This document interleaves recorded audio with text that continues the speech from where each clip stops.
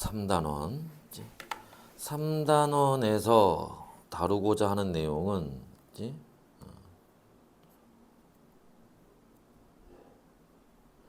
3단원에서 다루고자 하는 거는 화학결합에 대한 얘기예요. 우리가 그 2단원까지 이제 원자에 대한 얘기를 봤다면 그 원자들이 결합을 해서 이제 물질을 만든단 말이야. 그런 거 우리가 화학결합이라고 얘기를 하는데, 그래서 3단원에서는 이제 크게 두 가지. 그래서 앞부분에서는 그 화학결합 방법에 대해서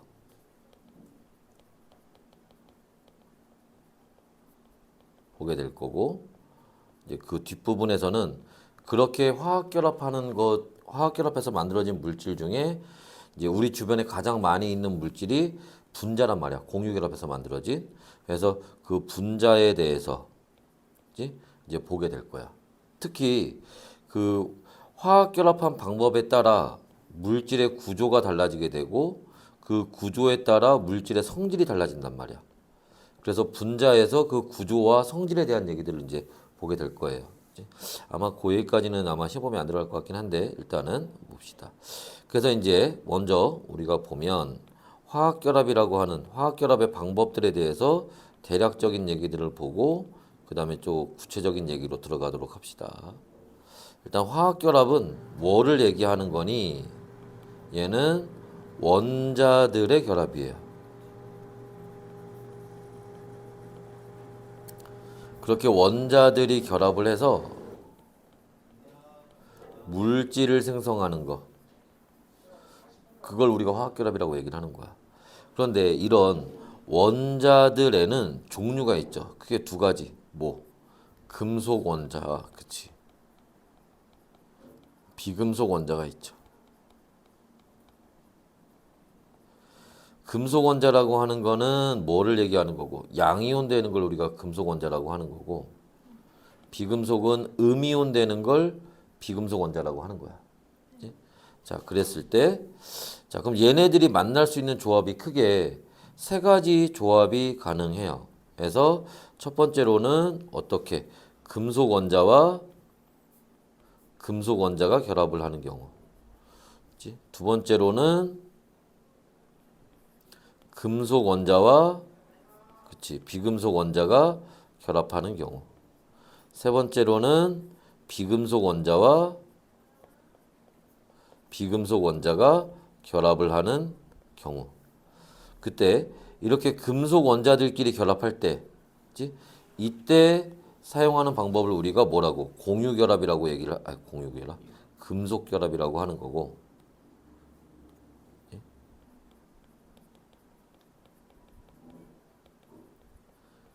그렇게 해서 만들어진 물질을 금속 결정이라고 얘기를 하는 거야.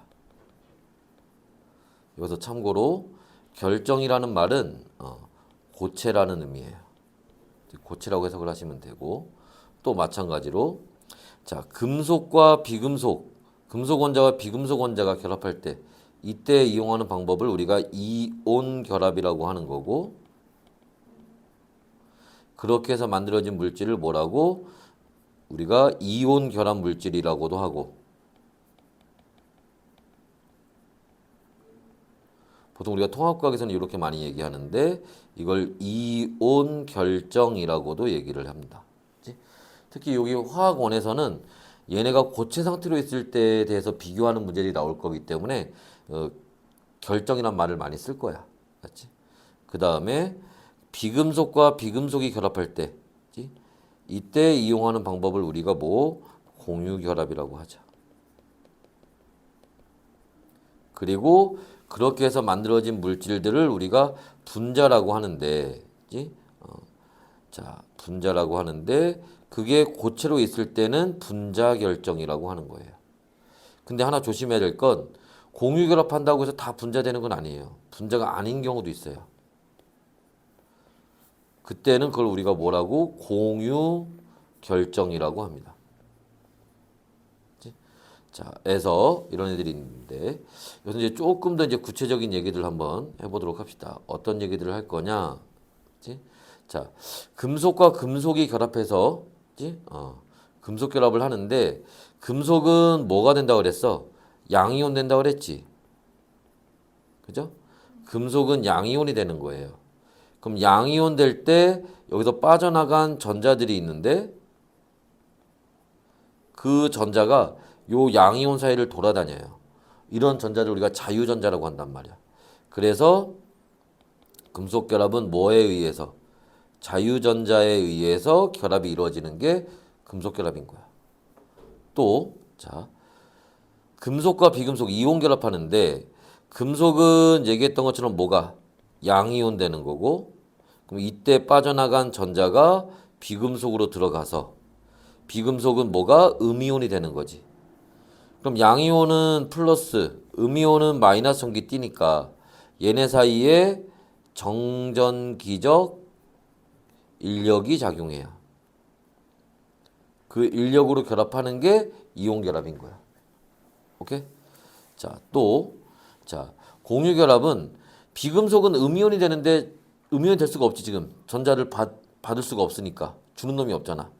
그래서 이 각각의 비금속 원자가 가지고 있는 전자와 전자를 요렇게 공유합니다. 이걸 우리가 공유 전자쌍이라고 하죠. 그래서 공유 전자쌍에 의해서 결합하는 거. 이걸 우리가 공유 결합이라고 얘기를 하는 거야. 됐죠? 자, 근데 여기서 이제 또 추가적으로 이런 얘기를 볼게요. 자, 어떤 얘기를 볼 거냐면 좀 전에 그 얘기했던 것 중에 이온 결합은 금속과 비금속이 결합을 한다고 했는데 여기에 예외가 있어요.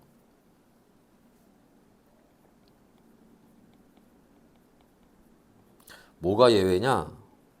가장 대표적으로 염화암모늄이 예외야. 얘는 지금 다 비금속으로만 돼 있잖아. 하지만 얘는 뭐야? 이온 결합이에요. 왜 이온 결합이냐? 암모늄이 양이온이고 염화이온이 음이온이거든. 그래서 얘네는 비금속으로 되어 있지만 예외적으로 뭐가? 이온 결합이 되는 겁니다. 특히 사실 여기서는 염화이온이 중요한 게 아니라 뭐가 중요한 거야? 요 암모늄 이온이 중요한 거예요. 원래 금속이 양이온 돼야 되는데 얘는 비금속으로만 되어 있지만 양이온이 되기 때문에 얘가 특이한 거야. 그 다음에 앞에서 공유 결합하면 분자가 된다고 했는데 분자가 아닌 경우가 있다고 했지. 그러니까 이런 경우에 그래서 이걸 공유 결정이라고 한다고 했는데 여기에 해당하는 애가 대표적으로 누구? 흑연. C 이렇게 쓰죠. 다이아몬드. 얘도 C 이렇게 쓸 거고 그 다음에 석영. SiO2입니다. 해서 이런 애들이 대표적인 이런 공유 결합했지만 분자가 아닌 경우예요. 됐나? 해서 요런 얘기들. 그 다음에 이제 두 번째로 볼 거는 그럼 이렇게 화학 결합을 하는 이유는 뭐 때문에 그런 거야? 이것도 마찬가지로 통합과학에서 배우는 얘기지만 옥텟 규칙 때문에 그런 거죠.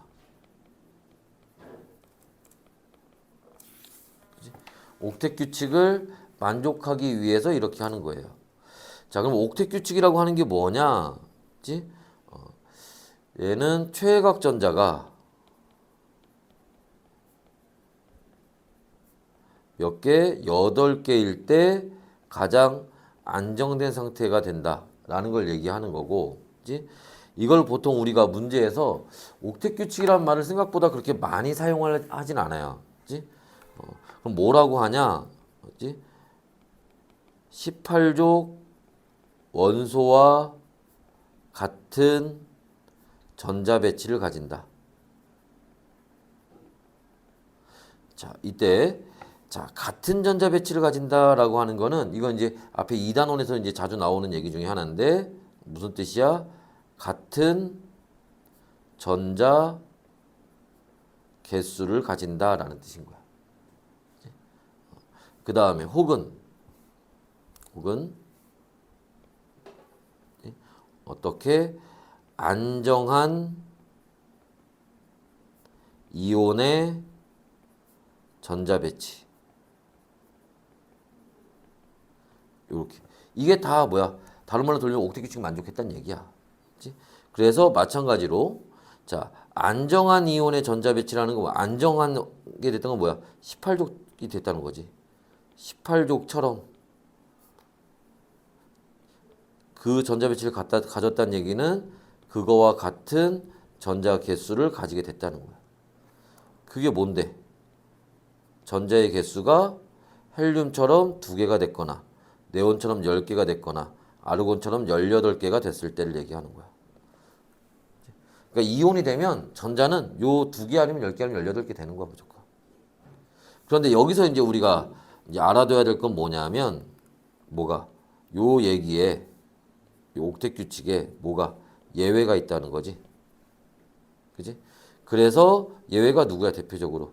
수소, 헬륨, 그다음에 리튬, 그다음에 베릴륨, 붕소 같은 애들. 그래서 수소, 헬륨, 리튬은 몇 개? 2개만 있어도 안정된다는 거고 베릴륨은 4개, 붕소는 6개만 있어도 안정이 된다라는 겁니다. 특히 이 붕소 같은 경우 우리가 통합과학에서는 자주 다뤄지지 않았었는데 여기서는 매우 잘 다뤄지는 놈 중에 하나예요. 그치? 그래서 잘 알아두시고 그래서 이제 이런 게 이제 옥텟 규칙인 거고 결국에 이 화학 결합을 한다는 거는 그치? 원자와 원자가 만나는 건데 그치? 원자와 원자가 만나면 누가 제일 먼저 만나겠니? 그지? 가장 바깥쪽에 껍질에 있는 전자들이 제일 먼저 만나겠지. 그지? 그러니까 이 화학 결합에는 뭐가 전자가 관여를 하게 돼 있어요. 그지?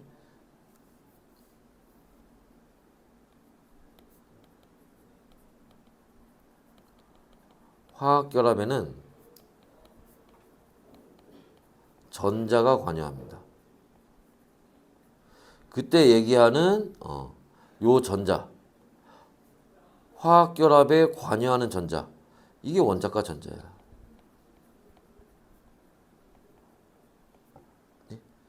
이제 그걸 우리가 실험적으로 이제 살펴보는 게 이제 우리가 좀 완자에서 3단원 처음에 나오는 전기분해 얘기가 그래서 나오는 거야. 이거를 확인해 보기 위해서 전기분해라는 실험을 통해서 확인을 해보는 겁니다. 됐나? 자, 그래서 이제 먼저 보는 게 뭐냐? 첫 번째로 염화나트륨 먼저 볼까? 염화나트륨의 전기분해예요. 염화나트륨 용융액의 전기분해입니다. 자, 이때 자 염화나트륨 용융액이라고 하는 거는 가열해서 녹인 거예요. 또 이 실험할 때 그래서 뭐가 물이 있으면 안 돼요. 물이 있으면 실험 결과가 달라집니다. 그럼 이제 어떻게 하는 거냐? 자, 봅시다.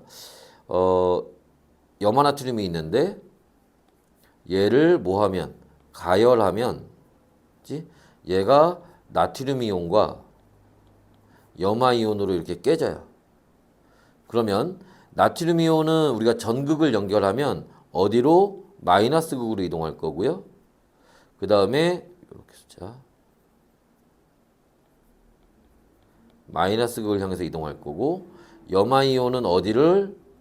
플러스 극을 향해서 이동하겠지. 그럼 나트륨 이온은 마이너스 극에 가서 어떤 일이 벌어지니? 전자는 어디에서? 전원을 연결하면 마이너스 극에서 전자가 나오잖아.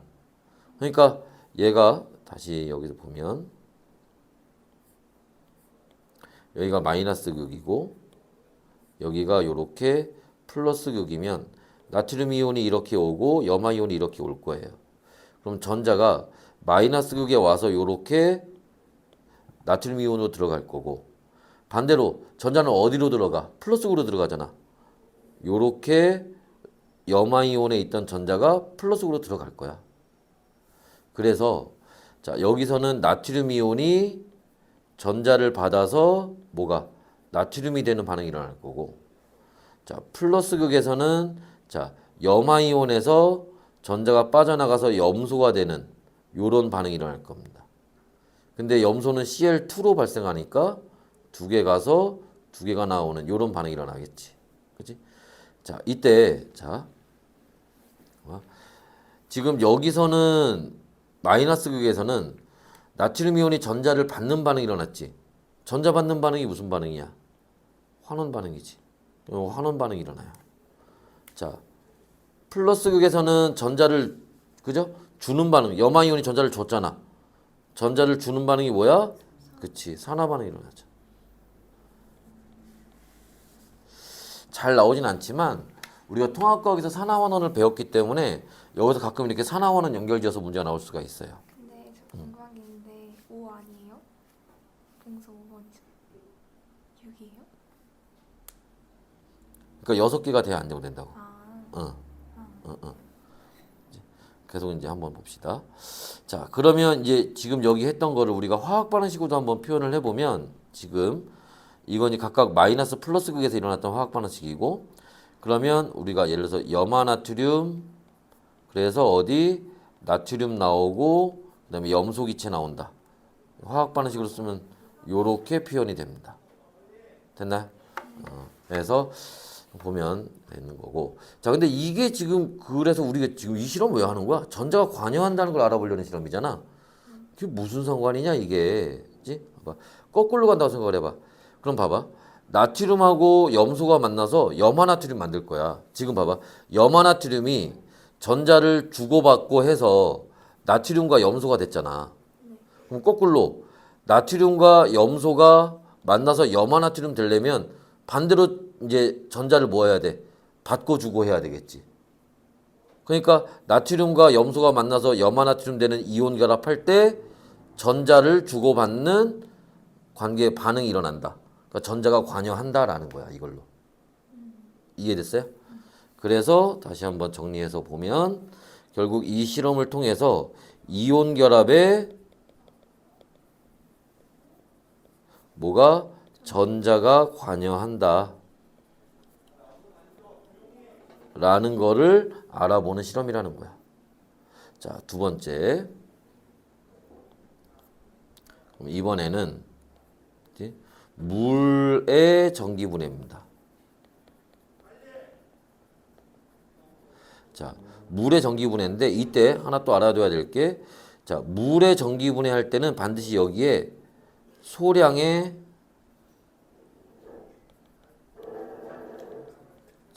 전해질이 필요해요.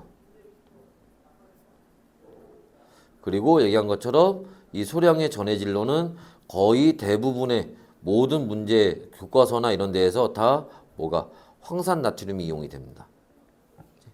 자, 그럼 왜 필요하냐? 왜냐면 전류가 흘러야 되니까.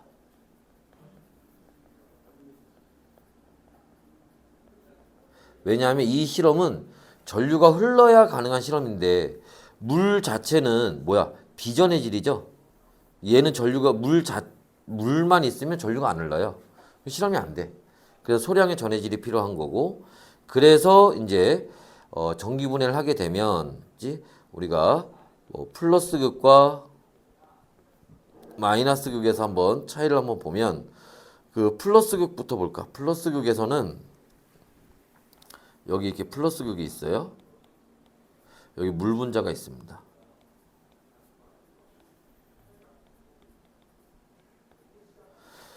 그러면 여기 전류가 흐르면 여기 공유 결합이 이게 끊어져요. 공유 결합이 원래 굉장히 강한 결합이거든. 웬만큼 뭐 몇천 도 가열한다고 끊어지는 게 아니야. 근데 전기 에너지는 한 방에 확 끊어져. 그러면서 여기 산소 두 개가 결합을 해서 산소 분자가 돼서 빠져나가요. 자, 그리고 플러스 극으로 뭐 해야 돼? 전자가 나가야 되지.